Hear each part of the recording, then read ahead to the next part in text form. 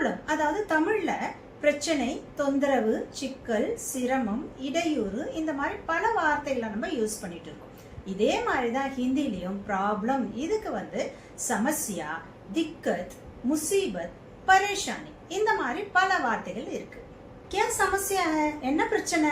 இந்த வார்த்தையை நம்ம நியூஸ்ல எழுதும் போது ஆபீஸ்ல இங்கெல்லாம் கேட்டிருப்போம். இந்த மாதிரி இடத்துல சமஸ்யா இந்த வார்த்தையை யூஸ் பண்ணலாம்.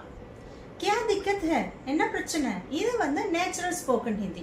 அதாவது வீட்டுல ஏதாவது பிரச்சனையை பத்தி பேசும்போது இதை பேசலாம். क्या परेशानी है, என்ன கவலை, என்ன தொந்தரவு அப்படின்னு கேட்கறோம்ல, என்ன டென்ஷன், இந்த மாதிரி இடத்துல क्या परेशानी है இதை சொல்லலாம்.